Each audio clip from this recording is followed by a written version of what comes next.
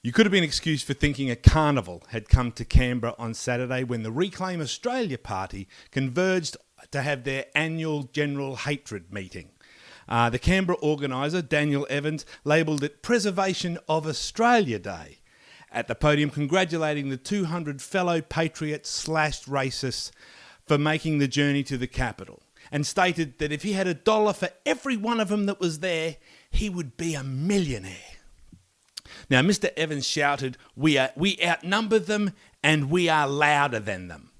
Now, the fact that no one else could be bothered turning up to oppose these arse-hats and that he had a microphone did seem to be lost on the group that was there. They still cheered and clapped. I'm not against Muslims. I'm against the ideology of Islam, he said, and we have extremists here preaching hate. That's how he introduced his next speaker, the South Australian lawyer, Mr. John Bolton. Now, Mr. John Bolton came up to the stage and he said that he actually openly wanted people to insult and vilify Islam 5 times a day. Now, he stopped short of handing out hate mats, but clearly this was the type of extremism that Mr. Evans had talked about earlier. John Bolton also called for the banning of Islamic face masks. No, not that one. Yes, that one. Most of the 250 mentally and dentally challenged participants swore allegiance to the Australian flag and all that it stood for by flying the flag high or wearing it as a cape or using it as a stubby cooler, like at Gallipoli. A protester from an earlier Reclaim Australia rally, who I think really represents the group, stated this. How can we be racist in our own country? What a beautiful, beautiful voice. Doesn't she have a lovely screaming voice? It's beautiful. Now, while most of the people there knew they didn't know much, the one thing they knew they didn't know was the Australian anthem. Singing as one, and by one I mean a group of 250 people from Australia's Got Talent reject bin, giving us a rounding rendition of the national anthem like you've never heard it before. Take it away. And about nature's gifts, our beauty rich and rare.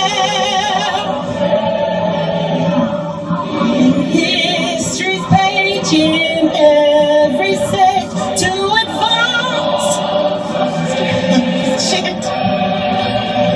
Let us sing, advance Australia fair. It's beautiful, beautiful.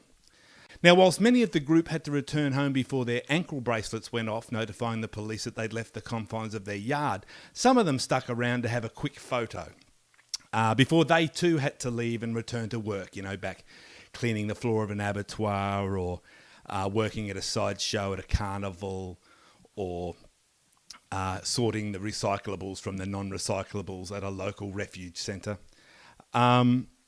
So what I suppose I'm trying to say is to Reclaim Australia is a big thank you.